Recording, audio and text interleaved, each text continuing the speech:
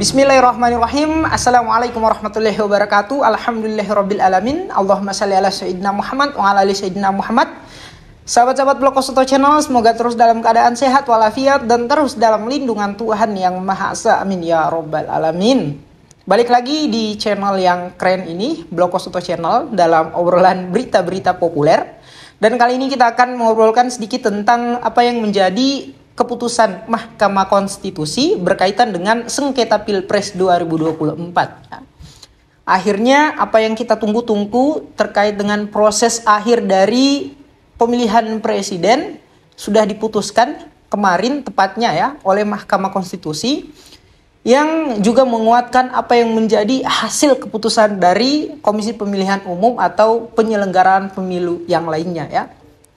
Ya meskipun justru apa yang diputuskan oleh Mahkamah Konstitusi semakin menguatkan dan menegaskan posisi mereka bahwa tidak lagi berdiri pada kepentingan rakyat, dan juga semakin menimbulkan, menambah, membesarkan gerakan rakyat yang kontra terhadap skenario politik kotor yang sampai hari ini dimainkan, juga mengkhianati jati diri bagaimana sejarah lahir berdirinya dan amanat yang dititipkan kepada Mahkamah Konstitusi itu sendiri. Kita melihat hal-hal yang kita harapkan tentang tidak akan ada lagi pahaman-pahaman yang akan muncul seiring dengan lahirnya keputusan-keputusan dari Mahkamah Konstitusi, tetapi fakta realitanya adalah justru semakin banyak paman-paman ya yang muncul dari Mahkamah Konstitusi itu sendiri ya, semakin menegaskan sikap dan posisi mereka sebagai lembaga mahkamah keluarga yang juga merupakan salah satu bagian dari yang mengamini kemenangan satu putaran pasangan calon tertentu. Luar biasa nih ya. Sebelum kita lanjut apa yang menjadi pembahasan kita lebih dalam, sahabat-sahabat semua, di awal kami ingin mengatakan kepada seluruh partai politik, begitu juga dengan elit-elit politiknya ya. Sungguh malang nasib Anda semua ya, terikut dalam dramatisasi by design politik kotor dari lingkar kekuasaan terkhusus Pak Joko Widodo, keluarganya, Ibu Megawati, Prabowo, Gibran dan lain sebagainya ya. Narasi tentang pembongkaran proses kecurangan pemilu, berikut juga dengan segala macam pelanggaran-pelanggaran yang ada di dalamnya melalui hak angket, hari ini pupus sudah harapannya ya. Melihat seluruh elit politik, partai politik seakan-akan ikut berdansa dalam ruang yang berbeda, melihat keputusan Mahkamah Konstitusi terkait sengketa Pilpres 2024. Ada kelompok yang merasa dihianati, PDIP, berikut juga dengan partai koalisi-koalisi mereka yang coba untuk menarasikan hak angket dan melawan politik kotor, dinasti politik dari Presiden Joko Widodo. Tetapi hari ini diam, senyap, bahkan seakan-akan menormalisasi apa yang menjadi proses hari ini ya. Ada juga kelompok yang merasa mengklaim dirinya sebagai kelompok perubahan, kelompok yang menginginkan adanya prinsip jujur dan adil dalam proses pemilihan umum, tetapi hari ini ikut juga dalam dansa tersebut ya. Padahal ya, kalau kita mau melihat apa yang menjadi keputusan Mahkamah Konstitusi berdasarkan setiap dalih-dalih yang dilaporkan oleh pasangan-pasangan calon ini, terlihat tidak ada proses yang diselesaikan secara menyeluruh, lebih mendalam, bersifat substantif, dan terlihat memang hanya berlandas pada teks-teks tertulis saja ya. Bagaimana mungkin dalam keputusan Mahkamah Konstitusi di setiap alasan-alasannya selalu mengembalikan kepada para penyelenggara pemilu, misalkan mengembalikan proses pelanggaran-pelanggaran selama pemilihan umum kepada apa yang menjadi wewenang dari Bawaslu itu sendiri dan para penyelenggara pemilu lain. Padahal fenomenanya hari ini kita lihat kesaksian dari pasangan calon 01, 03 begitu tegas mengatakan bahwa banyak sekali laporan yang mereka masukkan kepada Bawaslu tetapi kemudian tidak diproses. Yang lebih parah adalah dalam sejarah pemilihan umum di Indonesia, baru ini para penyelenggara pemilu yang sangat problematik, ya. Berbagai macam materi, dana, anggaran yang sudah mereka manfaatkan tetapi begitu amburadul dalam pelaksanaan manajemen dan tata kelolanya, ya. Sirekap berulang-ulang dikritik oleh banyak pakar ilmu IT, ilmu hukum, pemerhati politik dan lain sebagainya. Tetapi hari ini apa perhatian kita terhadap sistem tata kelola Sirekap, ya? Seakan-akan proses pengelolaan yang amburadul itu akhirnya hari ini dinormalisasi seiring dengan keputusan Mahkamah Konstitusi yang sudah diputuskan, ya. Padahal bisa kita pisahkan konteks antara memisahkan apa yang menjadi keputusan Mahkamah Konstitusi dengan penyelenggaraan tata kelola pemilu yang sangat amburadul termasuk dengan manajemen Sirekap itu sendiri. Pertanyaannya, anggaran yang berasal dari pajak warga negara ini kemudian dikelola dengan sangat amburadul. Apakah kalian semua tidak merasa punya beban moral terhadap rakyat, warga negara, masyarakat yang sudah menitipkan uang-uangnya agar proses penyelenggaraan program negara apapun itu termasuk pemilu berjalan dengan baik, tetapi hari ini luar biasa di luar ekspektasi dan dugaan rakyat, kalian tidak pertanggungjawabkan, kalian tidak angkat itu sebagai salah satu perhatian dalam proses perbaikan pemilihan umum di Indonesia yang akan datang. Dan ingat, beberapa bulan ke depan kita akan melaksanakan pilkada. Kalau dalam tata kelola proses pemilihan umum tidak menjadi perhatian mendalam, menyeluruh, detail, substantif, dan tidak berlandas pada teks tertulis saja, akan bagaimana proses pemilihan umum kita yang selanjutnya, ya?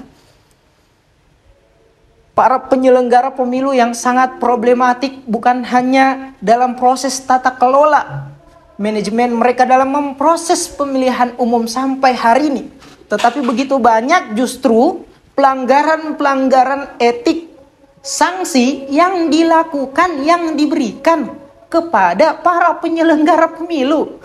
Kok tidak ada sorotan dari keputusan Mahkamah Konstitusi atau rekomendasi dari Mahkamah Konstitusi atau lembaga negara yang punya akses langsung terhadap perubahan politik di Indonesia? Ini kemudian menyorot berbagai macam kasus pelanggaran serta sanksi-sanksi yang sudah diberikan kepada para penyelenggara pemilu. Ini akan lucu nih sahabat-sahabat semua, ya. Oleh karena itu yang paling utama kami mengatakan kasihan sekali, nasibnya malang sekali, ya, kepada partai-partai politik ini, elit-elit politik. Di depan kamera kalian semua merasa orang yang kalian klaim luar biasa. Padahal faktanya kalian hanya menjadi badut politik dari dramatisasi desain yang dilakukan oleh lingkaran kekuasaan terkhusus kepada keluarga Pak Jokowi. Bukan kami tidak menghargai apa yang menjadi keputusan Mahkamah Konstitusi. Tetapi sayang sekali lembaga Mahkamah Konstitusi yang merupakan the guardian of Constitution tidak melihat proses penyelenggaraan pemilu ini berdasarkan hal-hal etik yang dinilai hanya hal-hal yang bersifat teks tertulis saja.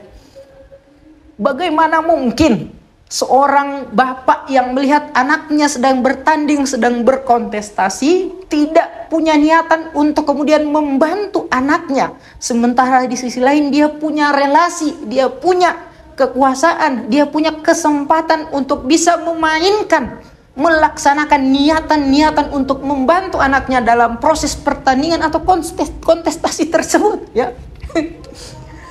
Jadi sangat lucu kalau kemudian Mahkamah Konstitusi menilai bahwa tidak ada unsur nepotisme dalam proses pemenangan Prabowo Gibran yang dilakukan oleh Presiden Joko Widodo.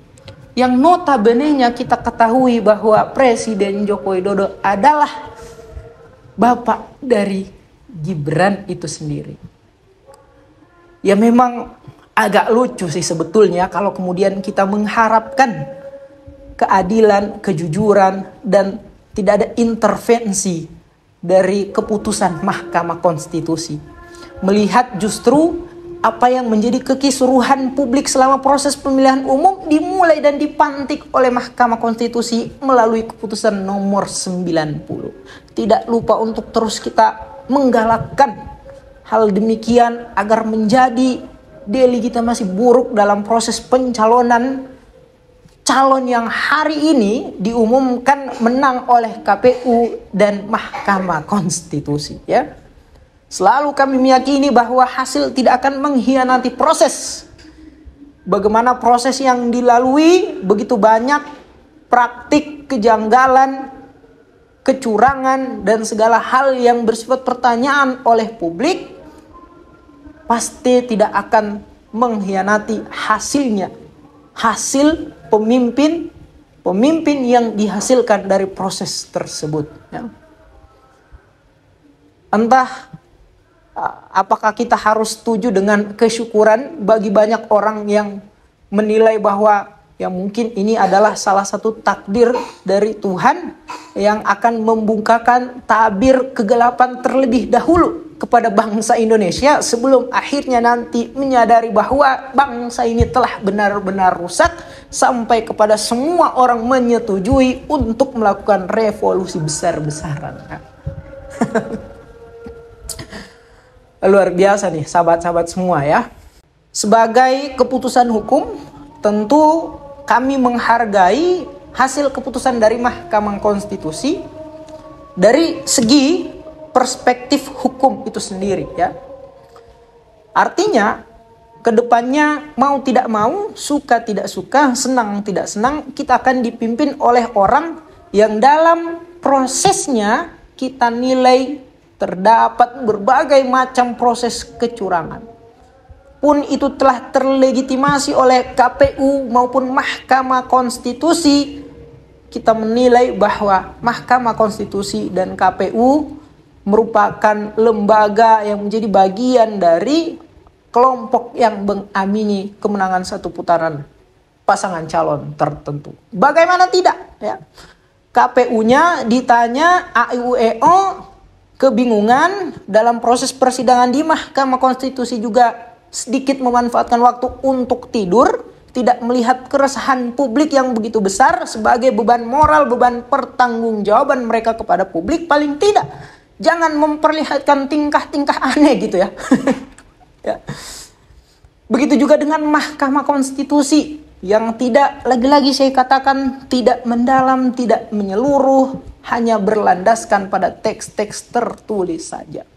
Fenomenanya hari ini kita lihat pemilu yang di antara pemilu-pemilu yang lain, begitu banyak orang-orang yang berteriak tentang proses pemilihan umum yang sedang terlaksana hari ini. Dari kalangan akademisi, mahasiswa, guru besar, profesor, rektor, sampai setingkat koalisi masyarakat sipil, semuanya berteriak. Hari ini demokrasi kita menuju kematian. Bahkan sampai kepada keputusan Mahkamah Konstitusi, itulah wujud dari kematian demokrasi Indonesia. Ya, ini karena proses pembuatan video kita menjelang sholat Isya, ya. Dan saat ini sudah terdengar suara azan. Kita percepat saja videonya untuk setelah ini kita akan melaksanakan ibadah sholat Isya, ya. Saya lanjut lagi sedikit. Suka tidak suka, senang tidak senang, mau tidak mau, karena kedepannya kita akan dipimpin oleh orang yang kita yakini telah melanggar berbagai macam proses sebagaimana mestinya pemilihan umum itu sendiri, dan melakukan praktik-praktik kecurangan dengan berbagai macam menjalankan skenario politik kotor dari lingkar kekuasaan. Oleh karena itu, tidak berarti keputusan MK adalah keputusan final untuk bersikap menerima legowo terhadap proses kecurangan yang dilalui selama proses pemilihan umum, ya.